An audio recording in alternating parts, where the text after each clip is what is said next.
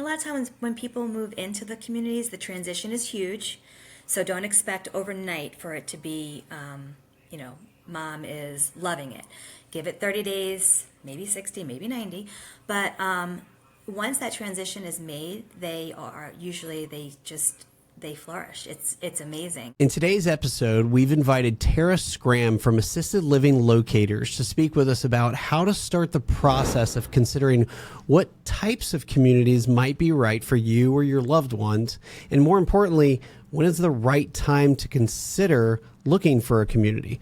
Stay tuned until the end, where she discusses some of the differences in the communities and how, even though there might be a fit in regards to the services provided, it's also important to consider the personality of each community and how that might match the individual or individuals that are considering making that their new home. So I am here with Tara Schramm with Assisted Living Locators. And Tara, thank you for joining us today. Thank you for having me. I'm excited to be here. Absolutely. Well, so please just start by telling us, why do people come to Assisted Living Locators? Why would somebody engage your services? Usually people call when there's something going on with a loved one and they really don't know what to do. It's either they've had a fall, or they might be starting to have some memory issues or issues with cognition. So they usually call me and they really just don't know what is out there. Where to go, where to start. There's so many different things that people don't know, resources that are out there that can help them. A lot of times they'll call me and say, my mom needs memory care, I need help.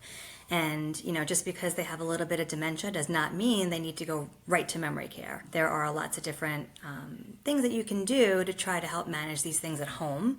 But also, if they can't be managed at home, then they might need to go to a community, and I can help them find a community that could fit, what their criteria is based on what the needs of the person are, the location, and the budget. But a lot of times it's also about helping them find resources at home, whether it's home care or maybe an adult daycare, or something just to help them manage these beginning processes, but also informing them that they might need to look at the finances too, to see what they're going to do down the road if it does come to a point where they do need to go to a community. So my first conversation usually covers a lot of different things, not just about finding a place for your loved one. Well, it sounds like there's a lot of different times that people might call you. I mean, they call you after a fall, they call you when their parent needs memory care.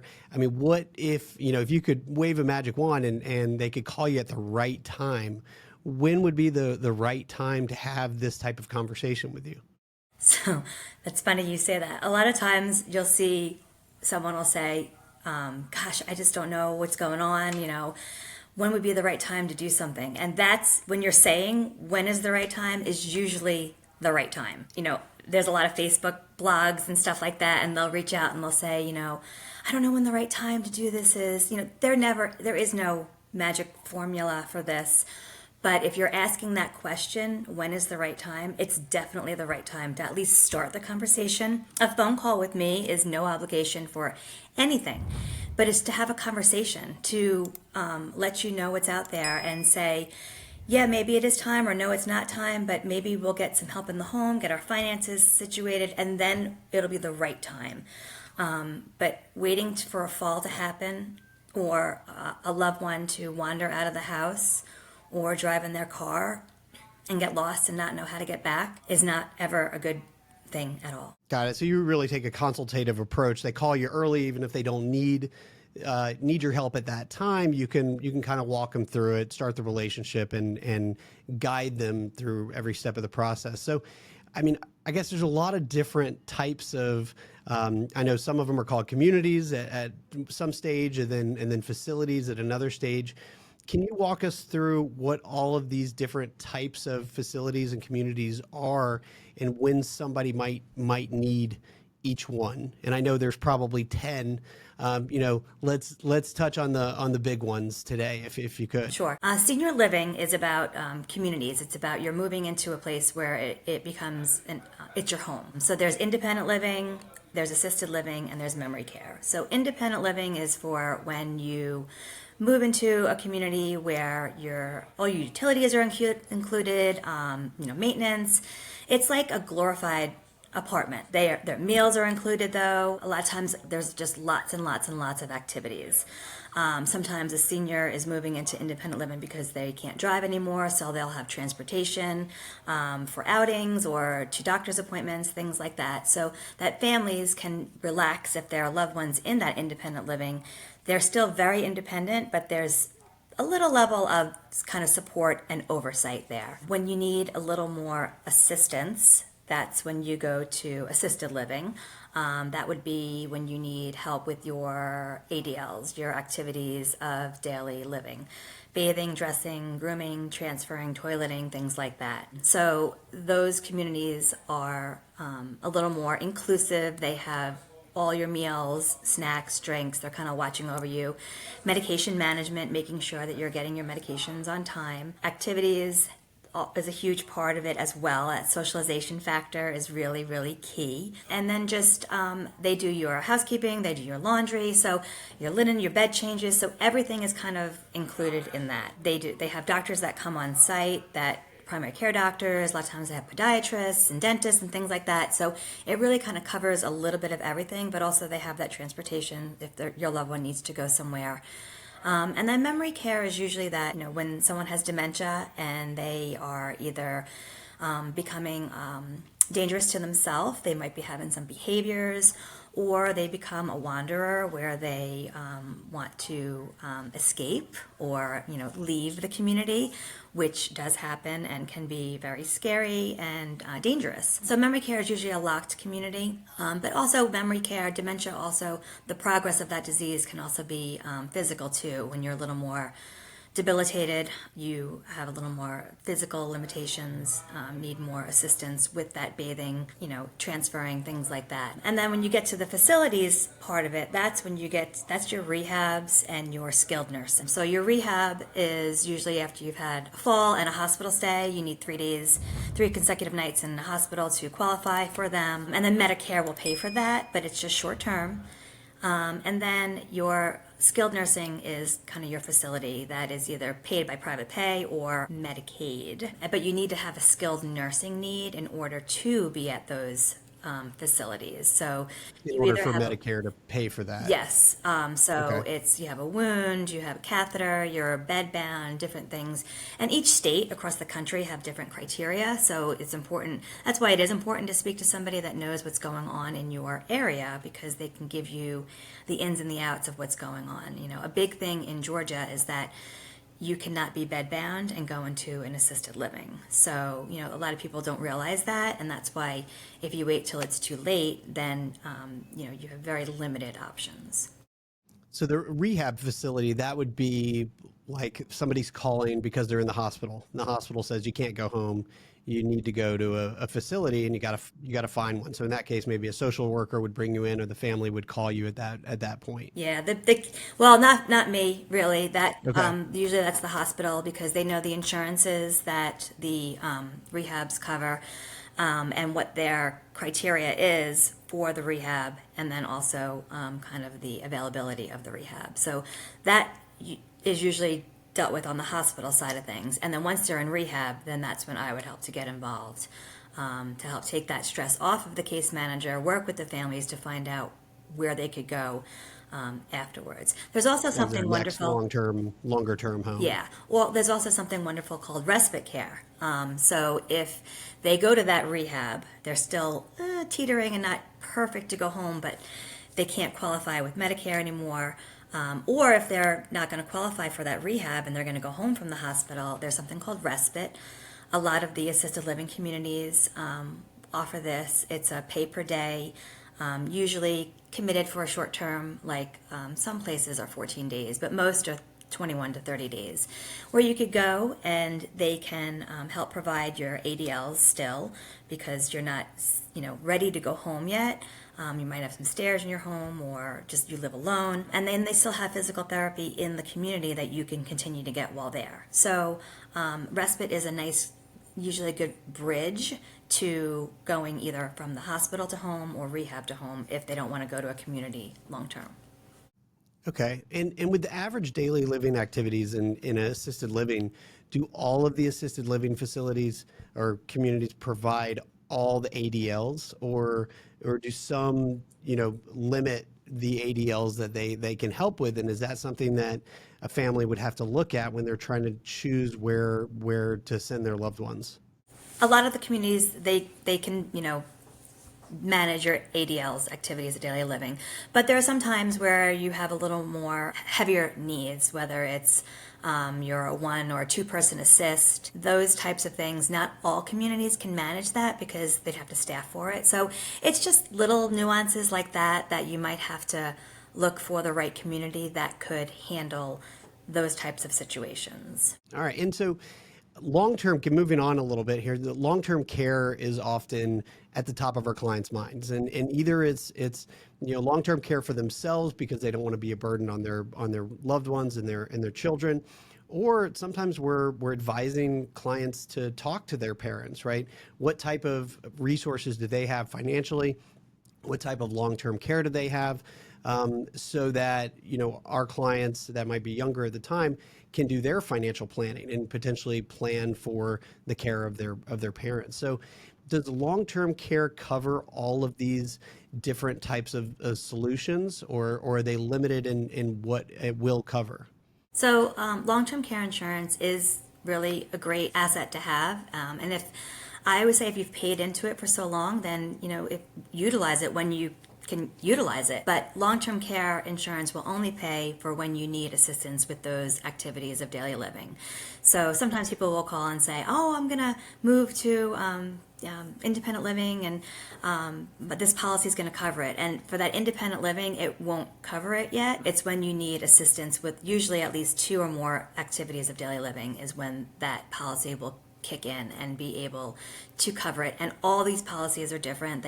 Some of them have elimination periods, some of them have different pay per day, some of them will actually pay for some care in the home. So you have to really look at those policies and see how they're written and what they say. I don't pretend to know about them. I just tell you, I usually advise them to call and or read the policy or get with someone that knows how to read the policy so that we know exactly what we're looking at if and when you do need that coverage.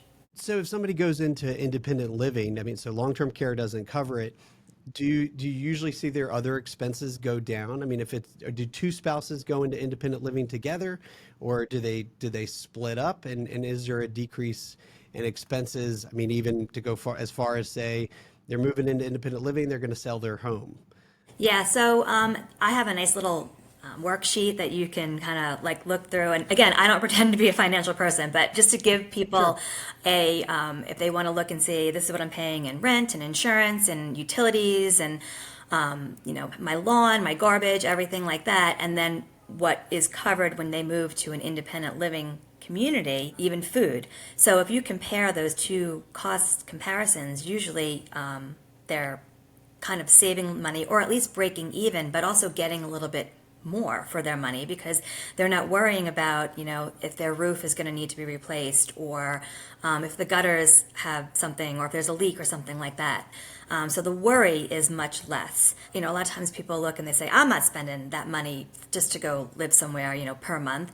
But when you look at those cost to cost comparisons, a lot of times it's very, very similar or sometimes might even be less. And also you have so much more at your fingertips. You have food, you have activities, you have all this socialization that is so important to keep seniors young and healthy and their brains moving. It really is just a mindset of people how they want to look at things. And if they're looking for it, usually they're ready. And if they're not, then I always say, okay, well, here's some senior centers or here's some daycares or different things that you might want to get yourself or your loved one involved in. I don't have the 100% answer to anything. You have to be ready to do this on your own. But I will say, once people do make the decision and do it, whether it's independent, assisted, they don't ever look back. Yeah, well, it sounds like the community is a big part of it. And that's probably very important for maintaining people's health. What are some other things that people should consider? There's a lot of different options out there. When somebody's sorting through all of these different options for their loved one or for themselves, what are some things that they should consider that maybe we haven't talked about yet? Well, a lot of the communities, they vary greatly. There's some that are older and more conservative, some that are newer and bright and shiny and have a little more going on. So it really just depends on what is kind of the person's personality. That goes into a lot of my conversation too. I'll always ask, what do they have any hobbies? What was their work for, what do they do for a living? A different community will fit their personality better. Some communities have 200 people in them, some have 35. So it just really varies in the range of what's out there. Everyone's like, oh, I drive past this community all the time. It's really great. Well, they only have assisted living, so that's not a place to put your dad who's 75 and vibrant and just wants some meals because he doesn't want to cook anymore and wants housekeeping. So they really vary greatly in what they offer. So there's 10 communities in your location. It can really break them down to 3 or 4 that really fit the needs and can take a lot of stress and time and aggravation off of your plate. Yeah, that's interesting. I haven't thought about that. I mean, some people are going to thrive in a community with 200 people. Some people will thrive when there's 30. It's a tighter knit community, right? Absolutely. So how does somebody reimburse you for your services? I mean, it's all very expensive to embark on paying for these facilities and communities. But how does somebody engage your services and how are you paid? What I do is no cost to the families, and there's no obligation, and there's no pressure, there's no timeline to what I do. I really just supply resources to the families. But if they do make a choice for a community that I have suggested to them, we have contracts with the communities that they do pay us what's called a referral fee. And this is not something that's new. This has been going on for about 30 years in this industry, just to help guide families to the right communities for them. But I also help people on the other end when they're looking to pay for it. A lot of times they don't know that is private pay. So we talk about things like if they have long-term care insurance, what types of savings do they have if they wanted to sell their house or whatnot. But also another key point is a lot of people don't know about a veteran's pension called aid and attendance. A lot of times they think, dad may have passed away years ago and he was in, Korean War or whatnot, and they just don't realize that mom could still get some of this pension now that she needs some of these assistance with the activities of daily living. So I can supply that information for them as well. So there's a lot that goes on, behind the scenes before I even get paid. And even if it doesn't work out for me, I give you lots of resources. If I've given you a home care company that I work with really well, I get you to an adult daycare that's a great supportive of my job as well as I support them. It's about reciprocal relationships and really just helping each other out in this community. Even hospice, people they hear that word and they just run, they cringe, they say, oh my gosh, we're not ready for hospice. But they don't realize the supportive care that can offer. And it's not always about end of life. It's definitely not pulling the plug. It is supportive care. Hospice is covered by insurance, which is such a huge help to some people that just don't really know about it. And again, I don't pretend to know the criteria. I just say have a conversation with one of the hospice representatives and they can help you decide if it is a good fit or not at this moment. But it really could be a great support. And that could be at home. That could be if you go to a community as well. So there's no limitations to some of these resources that are out there. So hospice is covered by Medicare. I know that's not your area of expertise, but it is covered to a degree by Medicare? Yeah, it's covered 100% by Medicare. You just have to fit the Okay. criteria. And again, I don't pretend to know all of those criteria, but if you have certain disease processes and you're having, if you're going downhill, if things are starting to happen, your disease is progressing, then you might qualify for it. So, but again, I like to refer out to all my people, financial people, hospice, home care, because I do what I do.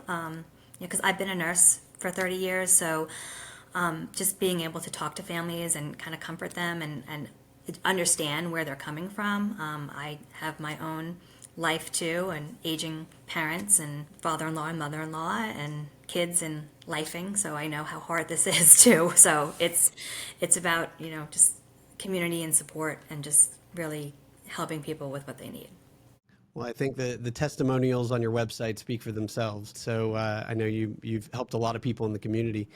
Tara, is there anything else that our listeners should know when they embark on this seemingly very difficult task of finding a place for their loved ones or themselves? Yeah, I would just say it's never the right time, it's never the wrong time. Making these decisions are really hard, so doing it with someone can be helpful. And there's really no right or wrong answer. And no community is perfect, but not having your loved one at home with stairs and a big tub and things like that can be really beneficial to just their overall health and well-being. And also having someone in a community 24 hours a day is helpful, because that kind of care at home is really expensive. People will call me and say, "Oh, let's get 24-hour care in the home," and I say, "Okay, here, here you can call this company and ask." And then they realize that usually they pay per week what you could pay per month in a community. So again, you're not getting 100% 24-hour care, but you're getting the overall care, the oversight that someone's there. You're getting meals, you're getting meds, and a lot of times when people move into the communities, the transition is huge. So don't expect overnight for it to be, mom is loving it. Give it 30 days, maybe 60, maybe 90. But once that transition is made, they flourish. It's amazing. And a lot of times it's because they're taking their meds appropriately and they're getting meals and they're drinking a lot On more. time, yeah. Yeah, so and then just even when someone can notice if they're a little off at first, and maybe a UTI might be the reason, and they can get that checked really quickly. You don't have to take mom to the urgent care. It can be done right there. I know I touch on a lot of things, but it's just there's a lot to be said for the convenience of it. And sometimes peace of mind is really helpful. Right. Well, I assume if they have to go to the doctor and somebody has to take them and they're not at one of these facilities or communities, then a child has to schedule to be able to make that trip, and so this way they can get taken care of a lot quicker. Absolutely. Tara, I appreciate you speaking with us today. This is invaluable information for our clients and listeners.